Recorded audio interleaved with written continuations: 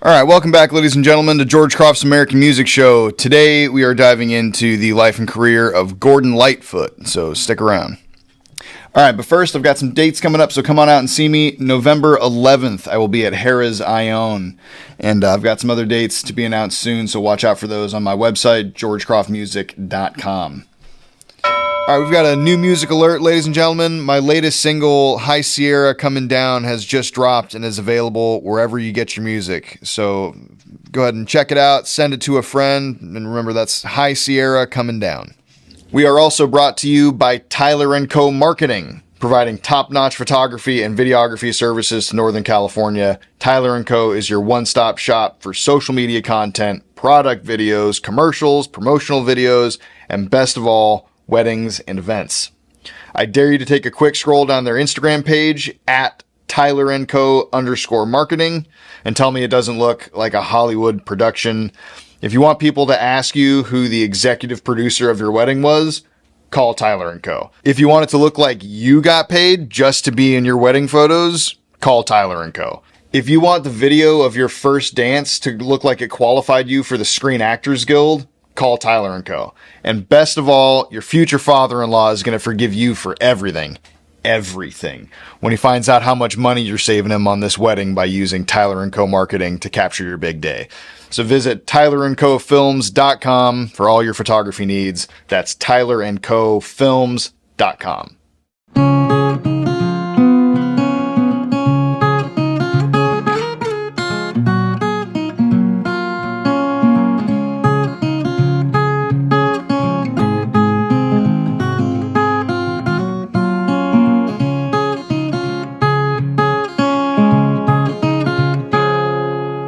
All right, so Gordon Lightfoot is one of the first Canadians we've covered on this show. It is the American Music Show, but we would do ourselves a disservice not to give credit to our Canadian brothers to the north on their impact on the American music story.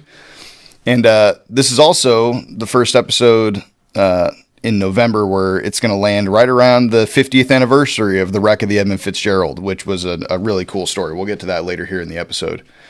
But so he's born in 1938 in Orillia, Ontario, and his childhood is, for the most part, through high school here, it's a pretty happy story of, you know, a kid in Canada growing up around a pretty musical family. It sounds like most of the music was on his mom's side of the family.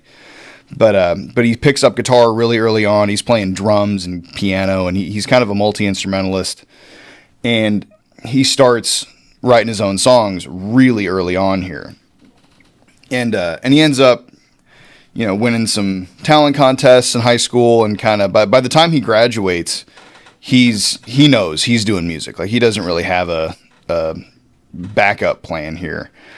But he does attend college for a little bit, but not he doesn't, you know, stick with that for too long. But in 1956, he goes to Los Angeles and he's studying music. And this is where he picks up a skill that will serve him well for the rest of his career. Basically it's him and a buddy from high school in a band called the Two Tones.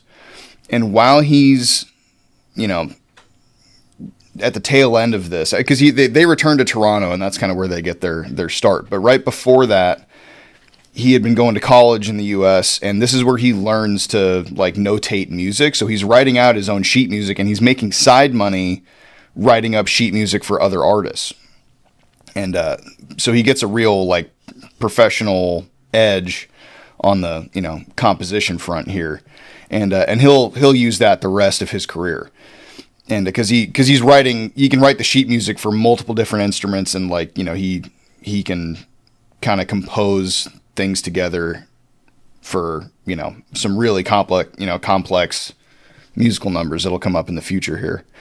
But anyway, so he returns to Toronto, I think in 1956, and this is where the Two Tones really get going. But there were some issues pretty early on here where the other member of the Two Tones, his dad was kind of acting as their manager, sort of. And he was a pretty heavy-handed, gruff dude who basically the way it was working was Gordon was writing all the music, like all the songs and all the music, and his buddy was the, guitar player and instrumentalist. And as they start booking bigger shows and, money actually starts coming in, the band member's dad is really pressuring them, hey, you got to make this like a contractual duo and split everything down the middle. And that really, it's the first glimpse of kind of how Gordon Lightfoot's mind works. He immediately knows that's not what he's interested in doing, that he saw his friend as sort of his accompaniment and not as an equal band member. Not an equal band member, but like equal financially at least. Like he didn't think he should be splitting royalties with his friend who his only job was to learn the stuff that Gordon wrote and perform with him. And so he didn't want to split everything down the middle. And he comes to this decision where he basically has to like break that band up because his buddy's dad was being so hard-nosed about wanting to contractually split everything. And so the Two Tones, don't last very long. I think they break up in 1958. And then this is where, so he returns to Los Angeles and he goes to Westlake College of Music. And this is where he really, like I said, he starts to, I think actually this is where he starts getting work notating music for people and stuff. And this, he finishes, some classes in composition and, he kind of puts the finishing touches on his ability there. But this is also where he starts getting into the social drinking scene, which alcohol is going to be a big part of Gordon's story for decades here. Yeah. And he has a really weird way of talking about it too, where like even years later after he gets sober, he'll say stuff like, well, I don't know if it was a net positive or negative because I did, got all these songs out of the deal. Like he really saw alcohol as like a creative lubricant that he could use. And whether or not that's true, I think we've seen both versions of that on this show where plenty of guys are creative with and without the chemical inputs that they choose. But Lightfoot wouldn't figure that out until much, much, much later in his career. And but he starts getting, he starts making some connections while he's in LA, but he goes home to Toronto in 1960. And he kind of starts, he's kind of starting at zero in a way. I mean, he's got his talent and he's got a reputation, but it's not like he had any, big musical things going on. And he starts playing, a lot of just local gigs and coffee houses and, little house concerts and whatever he could string together. And he starts getting some local, local radio play here.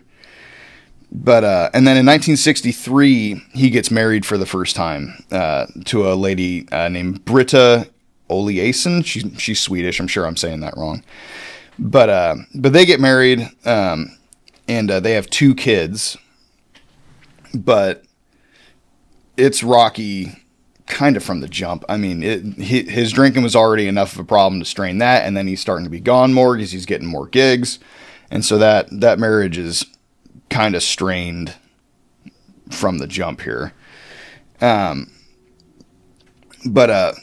things kind of get going along here, and then in 1964, he performs at the Mariposa Folk Festival, and this is where he meets Ian and Sylvia Tyson, and Ian Tyson is a legend especially in like the cowboy music and kind of older country scene. He's another one of these like Americana poet types. We'll probably do an episode on Ian Tyson at some point. Because he was a legend. So Ian and his wife Sylvia meet Gordon Lightfoot. I think they didn't meet him at that music festival. I think they found him in like a coffee shop somewhere, and they end up covering one of his songs. Which I think was For Lovin' Me, or it's Early Morning Rain and For Lovin' Me. Ian and Sylvia pick up. And that gets heard by a guy named Albert Grossman. And Albert Grossman is like this kind of, he's kind of like a caricature version of a music manager. He's kind of this, like big dude, always wearing a suit, and he's kind of quiet, and he's kind of known for being this kind of soft-spoken dude in person, but he was a shark on the business end, and he served his artists really well, and he gets this reputation for kind of being the guy in the music business. And he actually he managed a bunch of people here. Like, he was dealing with Bob Dylan, Peter, Paul and Mary, Janis Joplin, the band, and then, he picks up Gordon Lightfoot here.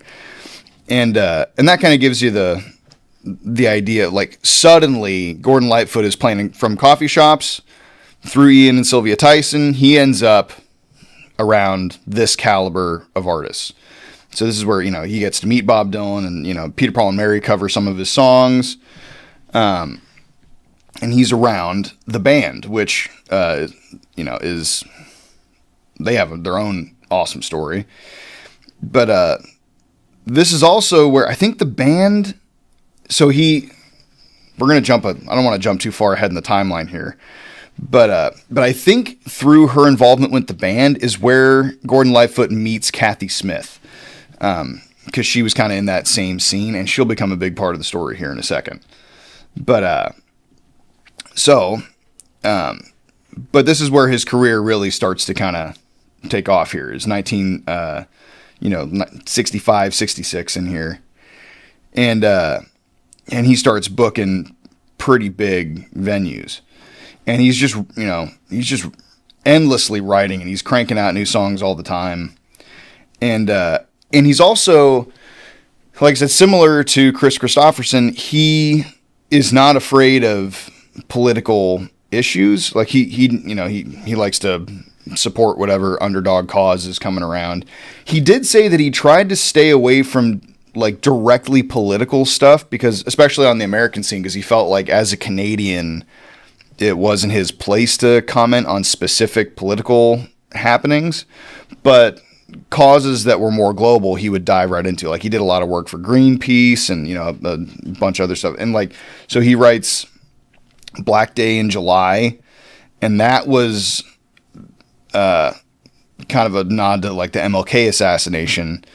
And that actually got banned in 30 states because of they worried that it would cause like riots, which, at the time, right after MLK got assassinated, there were plenty of riots going on, and it was a very tense time in America, and cities are getting burned down, and police are getting assassinated in their squad cars. It's a tough period in American history.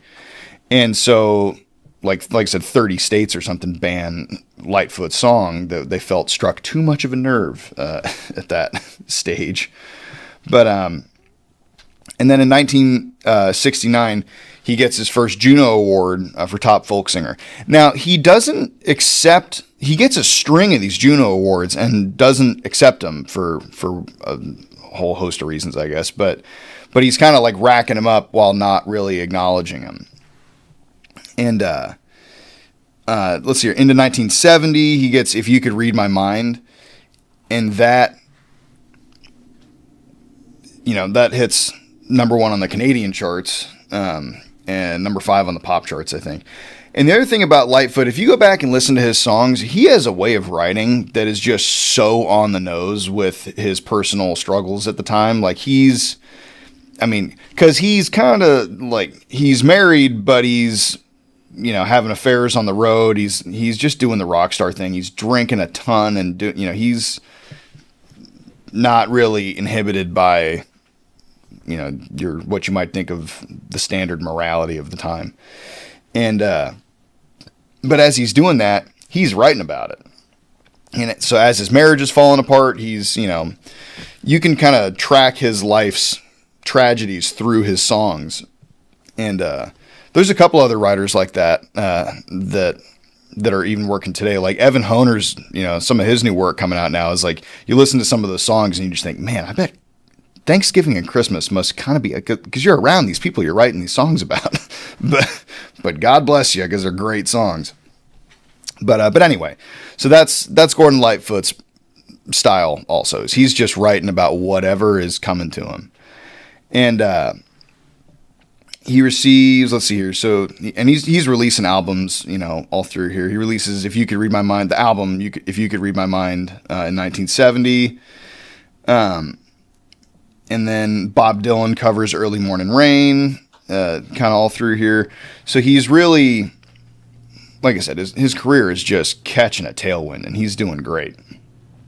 But like I said, his marriage is suffering. And to the point, he was so stressed out at one point, I think it was 1972, he released an album called Don Quixote. And so he's, like I said, he's drinking heavy and he's super stressed out. So one point in 1972, he gets Bell's palsy, and it kicks in like while he's on stage. Half his face like quits working, and he manages to like get through the gig, but he's freaking out because he has no idea like what is happening to him. And that problem sticks with him for a long time. Like he kind of manages to like fight through it, and he gets on some medications that help. But so that doesn't really slow his career down at all, but it's kind of a marker for like how stressed out he was. And I'm sure the alcohol was a contributing factor there. And so then in 1973, he gets divorced from Britta after 10 years of marriage. And like I said, this is where, so this, as his infidelity during the tail end of that marriage, the rumor mill is flying here, because soon thereafter, he ends up with Kathy Smith. Now, like I said, Kathy Smith, I think he met her just around the music scene there, because she was involved, I think, with the band first. But anyway, he ends up having an affair with her at the tail end of his first marriage, and then they get married later. But this lady, Kathy Smith, is a story on her own. I mean, first of all, she's this wildly, just super attractive, but also just crazy flirtatious woman, where like he kind of had this tiger by the tail kind of a thing, where like she was after him while he was married, and then once they got together, she was also kind of after lots of other people. And she seems to maybe have liked the chase and liked being around famous people more than she was really, in love per se with Gordon Lightfoot. But he really, he was really into her. And, but like, and that's like I said, like the songs he's writing, she's the kind of third wheel in the love triangle songs here. And, like I said, from everything I can find about her, she is a problem because she goes on. So their relationship is super tumultuous, and they're cheating on each other all the time. And she is flirting with other people around, like right in front of Gordon Lightfoot, and like making him feel real uneasy about that whole relationship. And, like that's the song Sundown is written about Kathy Smith, and that's, the dynamic of like wondering where his girlfriend is. Like she wanted to go out partying, he didn't feel like going because he was notoriously private. I mean, Gordon, for all of his drinking and good time having, he was a really private guy, and he really kept to himself, to the point where his wild good time having girlfriend wants to go out on the town. He says, I don't feel like going. She says, well, I'm going anyway. She goes out without him, and he's sitting in his apartment wondering what kind of trouble his crazy, flirtatious, full-speed girlfriend is doing. And this is where he sits down and writes Sundown. And while it was torturous for him, I'm sure, that song is a gigantic success. But just sticking with... So Kathy Smith... We're going to jump the timeline a little bit to talk about her for a second, because she ends up, they get divorced, and I think in the mid 70s, because 1974 is when Sundown came out, and she ends up, okay, so after they get divorced, she ends up being like the roadie, companion, and drug dealer for lots of people, but most notably probably is Keith Richards. So like she ends up later in the 70s, just being Keith Richards' girlfriend and drug dealer. And even Keith Richards would say like she was a handful, and like that, if you're a handful for Keith Richards, that is saying something. That lady must have just been just full speed ahead all the time. But what ends up being her most notable incident is she ends up, I think, what year was that? 1989? No. 1982. Jeez, I should have known that. In 1982, she was with the band again, because the band was playing on Saturday Night Live. And through that scene, she ends up being the one who is with John Belushi. I think Robin Williams was there, and Robert De Niro might have been there. And they were all doing cocaine together, but then they leave. Kathy Smith stays with John Belushi, and she's the one injecting him with speedballs till he dies. Like, she killed him, basically. And not really basically, she admits to it later, and in a crazy public fashion. So like, but everybody else had left. I think she was the only one with John Belushi, and he ends up dead. And there's all kinds of weird drama and lore around that story, because like, some people have described John Belushi as this crazy good time drug addict guy. But then I saw Bill Murray give an interview, I think it was on Rogan, where he talked about how Belushi was like a 2-beer drunk guy. Like he'd have a couple of beers and be done. And he wasn't, he wasn't this crazy partier that everybody thought he was. So when this girl starts injecting him with speedballs, like that's it, like I said, and it was like several over the course of the evening, and he ends up dying. And at the time, John Belushi's death was ruled an accidental overdose.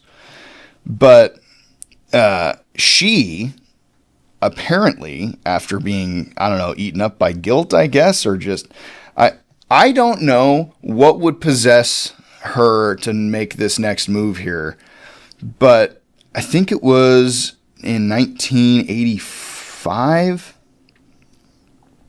No, in 1982, she runs a story in the National Enquirer, and she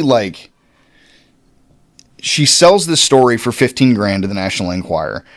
And the title of the story is "I Killed John Belushi. I didn't mean to, but I'm not responsible." Or no, I didn't mean to, but I am responsible. Which is like, she wasn't being looked at for charges in this thing at all. And she just writes an article confessing to her involvement in Belushi's death, which leads to her getting arrested and charged and convicted. So she just like confesses to everything in the newspaper, basically. And then she flees to Canada, first of all. Like, it wasn't like she, like, I think this is where it's so weird, because it's like she goes through the effort to write this confession out, sells it to the Enquirer or whatever, and then bounces back to Canada. So she wasn't like so guilt-ridden that she wanted to go face charges for this. I don't know if she just thought the statute of limitations was up, or if she thought it wasn't prosecuted. I don't know what she thought. But she flees to Canada, and then she gets arrested and extradited back to the U.S., and she serves prison time. She did 15 months in the California Institution for Women, and then she had 3 years of probation for, I think, second-degree manslaughter, I think is what they got her for. But just a wild, like, what a weird turn of events. And then Gordon Lightfoot and I think Bob Dylan too later would, like, after she dies, many decades later, they still said some nice stuff about her, like, she was a kind woman or whatever, but a real problem to have around, apparently. And it's like, like, you can imagine if she's that kind of person that is, I don't know what kind of person you have to be to, first of all, kill John Belushi and then admit to it in the newspaper without really thinking about what the repercussions were going to be. Like, drugs are involved here, is my suspicion, because there's just so many just logical non sequiturs going on. But that's the bullet that Gordon Lightfoot dodged here, because this, despite his drinking and their just toxic relationship, he survives it and, goes on to write some of his best songs about her.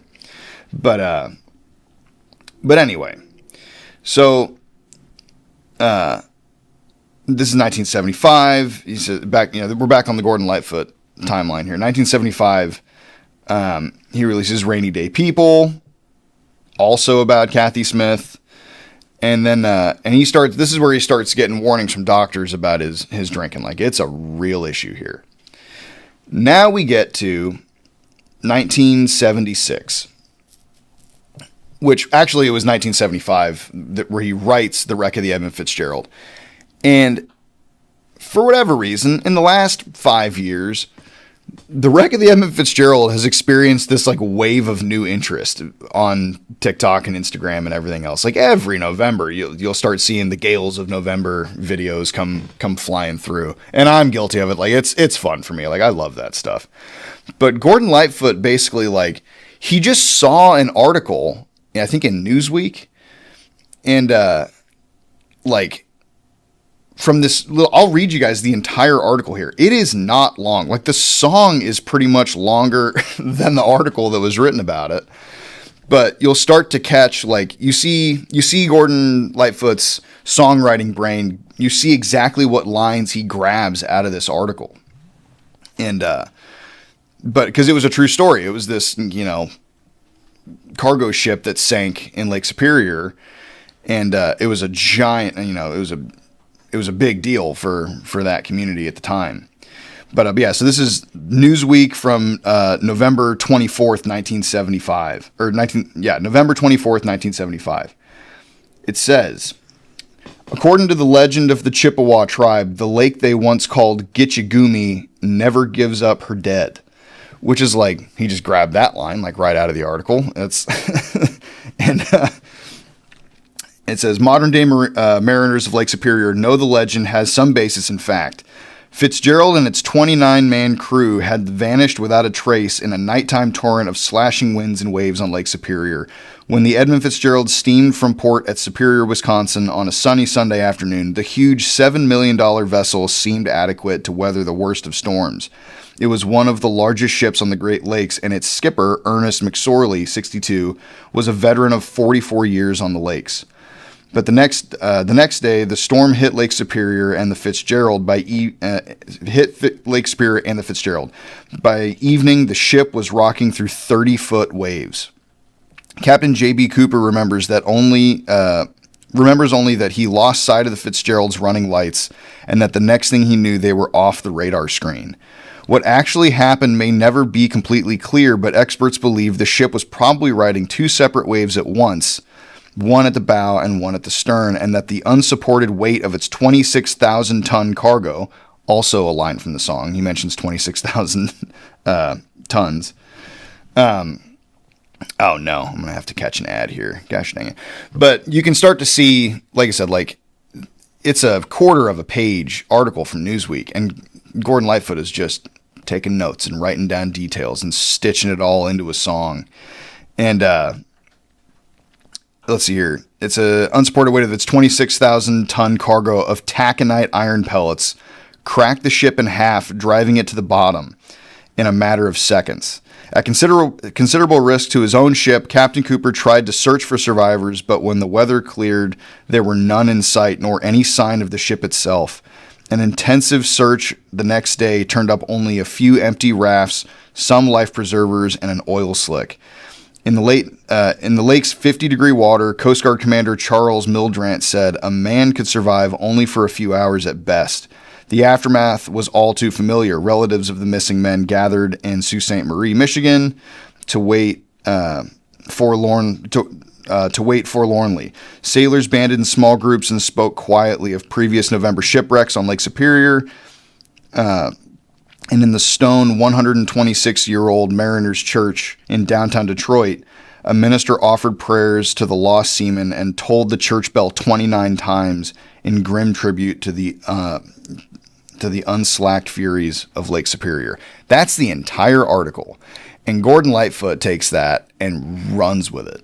Because like you can pick out the lines from the song there. The 26,000 tons of iron ore, ringing the bell 29 times, talks about like the good ship and crew with a captain well seasoned because the guy had been on the lake for 44 years. Like he writes just like, it's funny because like he did not have to go that hard in his pursuit of this song, and he wrote it as kind of and there was instrumentals in there, and it ended up being like a 6.5 minute song, and he just did it because he liked the story, and he didn't write it as like, this is going to be my crowning achievement. He just saw this article and had this creative wave hit him and cranks out this song. And there's a little bit of lore behind the recording of that song, because he was in the studio recording a different, like it wasn't on the list of songs to get done for this album that he was working on. And, but he kept like every break he had, he'd start messing with the instrumental that he was working on for the Wreck of the Edmund Fitzgerald. And people kept asking him like, oh, what's the shipwreck song? Like, what's going on there? And he's like, oh yeah, that's for later. Like, well, let's finish everything else. So they record a ton of songs over the course of like 4 days or something.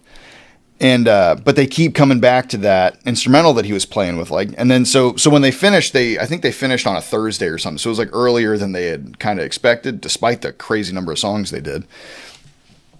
And they basically told, like, they said, hey, we got time. Like, why don't we try the shipwreck song? And so they sit down, barely anybody knowing what's going on. Gordon sort of explains all the parts to everybody, and he's not very like nice about it either. Like, he's kind of annoyed that they're, trying to jam this in at the last second. But he kind of gives everybody their part, and kind of, they get through a clean instrumental take, which I think was like 1 or 2. Then Gordon comes on, does the vocals, I think 1 time, and that's it. That's the version of the Wreck of the Edmund Fitzgerald that we get today. And it was, like I said, it was this crazy, like, afterthought of a song. And then, after they record that, Gordon Lightfoot would do this thing where after he, if he was feeling overwhelmed or run down by, his schedule or recording stuff, like he would hit these kind of, any gap he had in his schedule, he would go on these crazy rafting trips, like up in Canada. And he was a talented whitewater rafter. And that was kind of his release was, he'd just go out into the woods. And he also kind of used it as an opportunity to kind of dry out. Like, he wouldn't normally like bring a bunch of booze with him. Also because you good luck navigating some of those rivers while you're drunk. Like, that's a good way to end up dead pretty quick. And so, like I said, he would use these as kind of these therapeutic escapes, and he would bring people with him sometimes. On a couple of occasions, he brought people that weren't ready for it, and they ended up having to like quit trips early or wait for rescues. There's one story where Gordon's canoe gets like broadsided somehow and like bent around a rock, and it was 2 guys it was 4 guys in 2 canoes, and Gordon's canoe gets flipped and pinned against this rock. And those 4 guys did everything they could to get his canoe freed, and they just couldn't do it. And now they're like, well, now we're stuck. There's 4 of us. We don't have enough boats. Like 4 of us can't ride in one boat, and they're pretty much screwed. But then luckily another group of rafters came down behind them, and they had like a block and tackle or something that they could get enough leverage to get Gordon's boat out of the rocks. And the boat just like popped back to its normal form. Like, I don't know, whatever it was made out of. I mean, it was like bent in a U shape around this rock. They drag it off there. The boat pops back to its normal form, and they're able to continue their trip. But like this is the kind of stuff that Gordon Lightfoot was doing to relax. But anyway, so he's on one of these whitewater rafting trips, and I don't know if it was the middle of the trip or like right at the end when he called. I think his sister called him because she was working kind of as like an administrative assistant for his business stuff. And she was like, hey, the shipwreck song is doing really well. And And he was, surprised. Was like, oh, great, okay. Well, the radio called and asked him if they could shorten the song. And Gordon said, well, yeah, but you're not touching the lyrics. So he's like, you can cut out the instrumentals if you want, but don't touch the lyrics of the song. And the radio said, sure enough. And the song's still like 5 minutes or something. Like I think they cut out 36 seconds of instrumentals for that song. But that became the radio version of that song, which if you're a decision maker at a record label and your guy is like, hey, I wrote this 6.5 minute song about a shipwreck in the Great Lakes,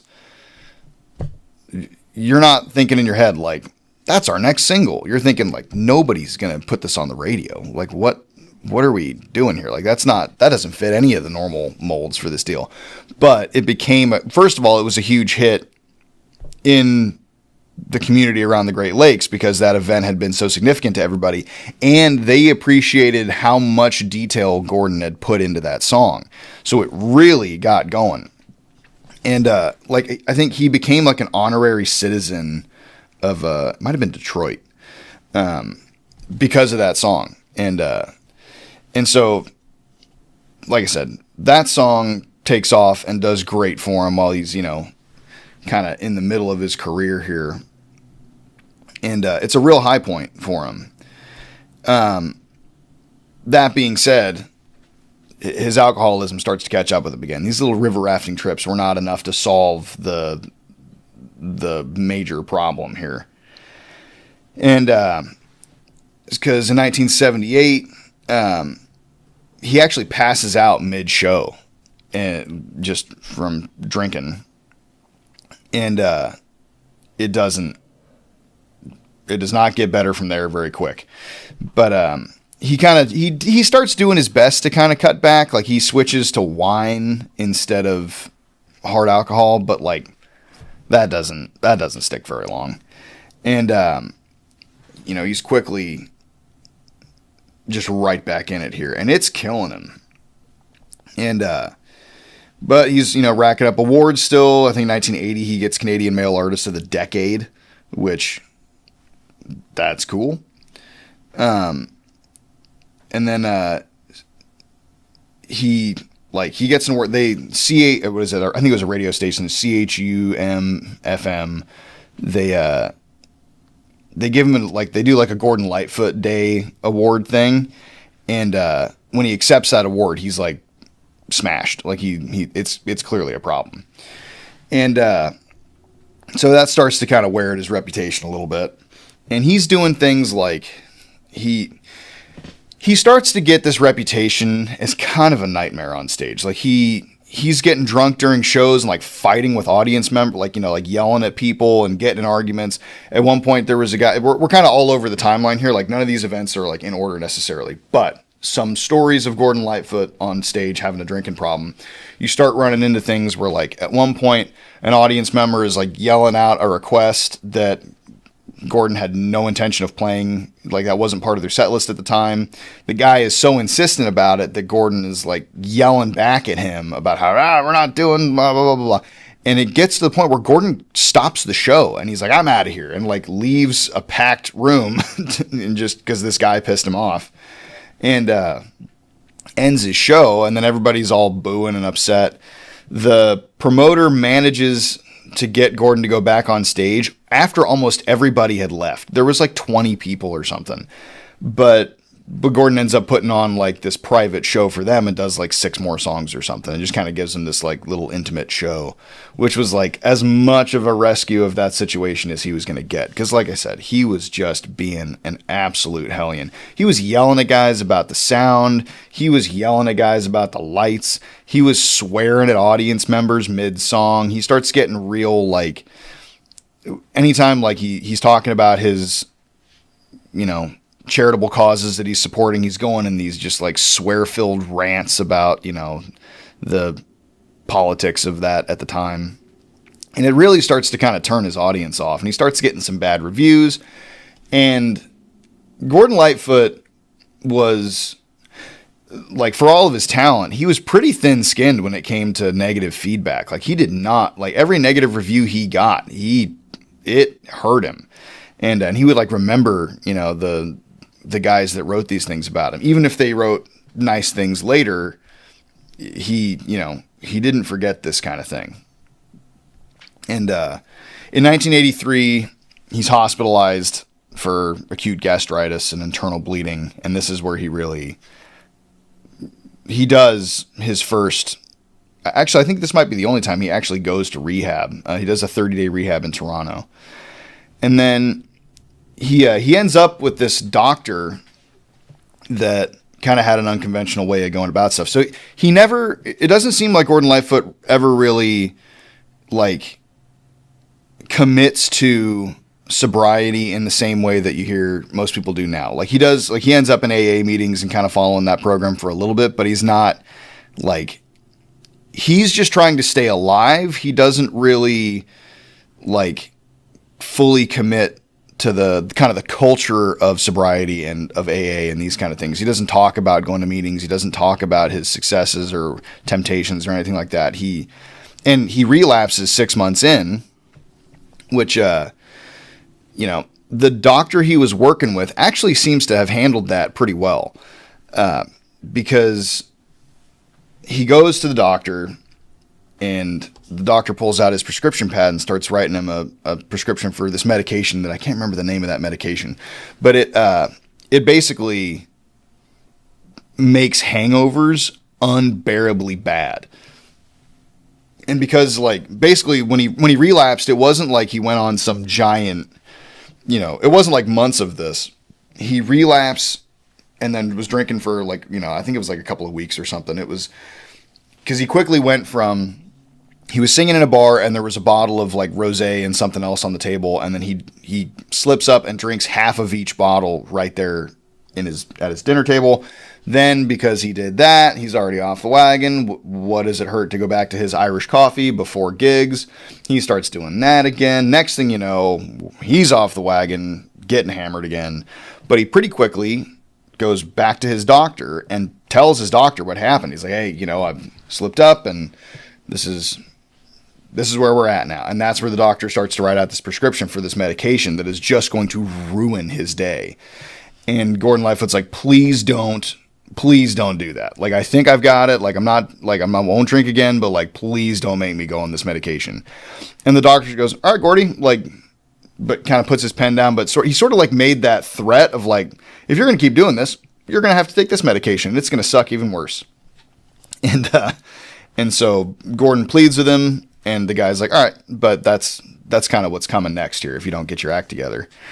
And then, but he also didn't like, that doctor didn't seem to be very, like, he wasn't very preachy about it. And when Gordon was like, telling him like, all right, I'll never drink again. Just don't put me on that medication. He was like, all right, man, I'll see you next week. Like, basically like, don't make a bunch of promises here. Just understand this is the next step if this continues to be an issue, but like, we're not talking existential stuff here in this moment. Like, I'll see you next week and let's see if we can get this thing handled.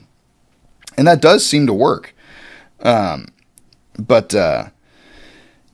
then in 1986, this is where he records his first sober album. And this is what I was saying, where like he had always used alcohol as a creative lubricant. And so 1986 was East of Midnight was the record, I think. And he gets inducted into the Canadian Music Hall of Fame.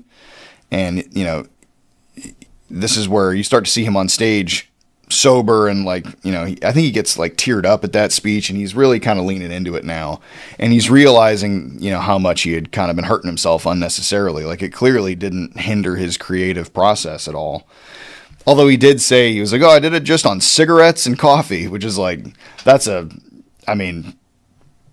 pretty common, crutch to lean on, I guess, when you're dealing with sobriety. Like, nicotine will get you pretty far down the road. And he's like, yeah, I did this totally sober, just on a ton of cigarettes and coffee. And, but it worked. And, he also, let's see, I can't remember what year this was. But he eventually accepts the Juno Award.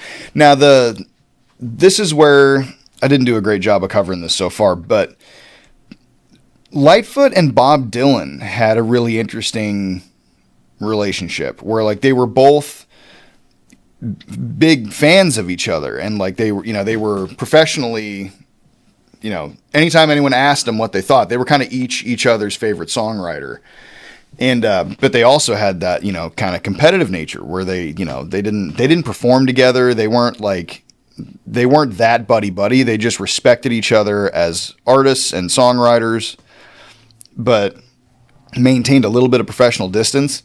There's some stories about like there was a pool game that happened where like Bob Dylan beats Gordon Lightfoot in a game of pool, and like it really rubs Gordon Lightfoot the wrong way. And then like years later he gets him back and he wins the pool game, but that kind of like they didn't just like laugh about it and shake it off. It was a real kind of teeth grinding moment of balancing out the universe. But so when he does accept the Juno Award, which I think was in the 90s, let's see here. I got to find that actual date here. Anyway, but when he does accept the Juno Award, Bob Dylan, or it might have been the Canadian Music Hall of Fame, Bob Dylan presents him with that award. And that is a really interesting video to watch because of how private Gordon Lightfoot was and his weird dynamic with Bob Dylan. When you watch that award ceremony, Bob Dylan comes out on stage and looks confused. Like he keeps looking behind him. He's watching the TV monitors. He keeps turning around and kind of talking to someone off camera. And he looks annoyed to be there. I mean, he looks annoyed to be there, and he almost looks like he might be on something. I don't know if that's true or not. I have no, I don't know what Bob Dylan's relationship with drugs and alcohol was like at the time, but the way his eyes are kind of darting around and how annoyed and confused he looks, he gets to the podium, and he doesn't really pour on adulation to Gordon Lightfoot, but he's kind of just like, this is, one of the great songwriters of our time. And he talks about like he's won this award several times, but he wanted to wait until I could give it to him to accept it, and kind of like jokingly pats himself on the back sort of, but the joke doesn't land quite the way that Dylan wants it to. And like half the room thinks he's serious. And so it's kind of grumbly response. And also like before he had come out, there was like a long delay where like the first announcer lady is like, please welcome Bob Dylan. And there's like 15 seconds where like nothing's happening and the stage lights don't even know where to go. And I think he enters from the wrong side because when he comes on stage, you see the light like whip around and find him. And then he comes to the stage all confused and looking around, makes this like half underhanded compliment to Gordon Lightfoot, and brings him out. Gordon Lightfoot has a similarly annoyed look to him when he takes the stage, gets up to Dylan, shakes his hand, he hands him the award, and there's like it's kind of hard to hear what they say, but I think Gordon Lightfoot says something to the effect of like, hey, thanks for doing this kind of thing. Like he was kind of acknowledging that it's not what Bob Dylan really wanted to do, but he shakes his hand, Dylan gets off stage, and Gordon Lightfoot makes his acceptance speech. And which was pretty short, but he mentions that like feeling good, and I'm like going to continue this on indefinitely kind of thing. So it sounds like when you watch it on YouTube, it doesn't look that like it doesn't land as that big of a statement, but it does kind of color in when you know the context of like he's kind of just come out of this like reputation of being this alcoholic hellion, and now he's saying, feeling good, I'm continuing on indefinitely. It kind of was this moment where he's sort of marking that point in his career as like he intended to go on and have a long, illustrious career, which he does. I mean, he keeps playing for decades after this. He gets remarried in 1989 to Elizabeth Moon. She was I think she was a gymnast, and that through the 90s here, he does a really good job of, sticking to his sobriety. Let's see here. and then him and Dylan start kind of covering each other's stuff back and forth. And always giving each other a ton of credit.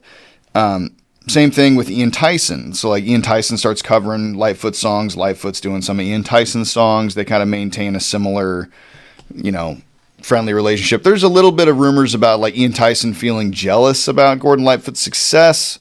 I don't know how true that is, but some people will tell you that. And because Tyson does say things to that effect, but it's kind of unclear how much he means it. But he, nobody ever says anything to knock Gordon Lightfoot's songwriting ability. And he starts, he tapes a live concert in Reno in like 2000 that does really well. They released that as a DVD, I think. 2002 here, he starts having, some serious medical issues in 2002. And the rest of his life here, it's, there's 20 years of stuff coming up here, but he's kind of established as this songwriting legend around all these legendary people, and he just continues working. And he runs into some more medical issues. I think he has an abdominal aortic aneurysm, which that's the same thing that killed Conway Twitty. Like that, he has the same problem, but he survives it. That was in 2002. And so he manages to kind of stick with his sobriety through that whole thing for the most part. Maybe a couple hiccups here and there. But then in 2003, he gets divorced again. But he's, like I said, he's still performing here. He's back with Ian Tyson and Sylvia Tyson doing shows. Ian and Sylvia Tyson had gotten divorced, I think, in 1975, but they all kind of maintained a healthy friendship, and they were all kind of performing, together throughout all this whole time. Then he gets divorced again in 2011, which he just, like I said, Gordon Lightfoot, from my reading of it, is a very particular guy, and he loved the music lifestyle, and he was kind of a ladies' man, and he was this, he leaned into that, and he doesn't, I don't know how much he ever really settled down. I mean, other than age catching up with him, but yeah, it's, that part of his story seems to be a through line. Like, he seems to get sobriety worked out pretty good, but his marriage is just, kind of have trouble. He gets married again in 2014 to a woman named Kim Haas, who's 30 years younger than him. And I think they might stay together. I think I should know this off the top of my head, but they stay together for the rest of his life, I'm pretty sure. And, but anyway, so this is now, we're into 2014. Like I said, he gets remarried, and he starts, racking up some awards here and there, and at this point, it's like, he's getting legacy awards, like, for the length of his career and for, his impact. And, yeah. And it's, it's weird to try to wrap that all up in, just a few minutes for the last 20 years of this dude's career. But he's kind of done cranking out new stuff, and he's kind of rides off into the sunset in this way of, like, he's still playing shows and he's out there touring and doing stuff, but he never reaches back up to the height that he once had. But yeah, just an awesome, so he dies in 2023. I think he was 84 when he died. It just from health complications of, being 84, I guess. And, the Mariners Church that rang the bell for the Edmund Fitzgerald, when Lightfoot dies, they ring the bell 30 times for the 29 guys on the Edmund Fitzgerald, and then one more for Gordon Lightfoot, which, that was kind of a cool nod. But yeah, like I said, just another one of these guys that just stuck to his poetry and stuck, he never changed his style. He never, took any flack from executives on how he should write or the, musical compositions. He was kind of a gruff dude to be around sometimes, especially when he was drinking, but he managed to stick to his own style and his own kind of legacy. And yeah, like I said, just another integral part of the American music experience. So that's Gordon Lightfoot. Thank you guys so much for watching, and we'll see you next week.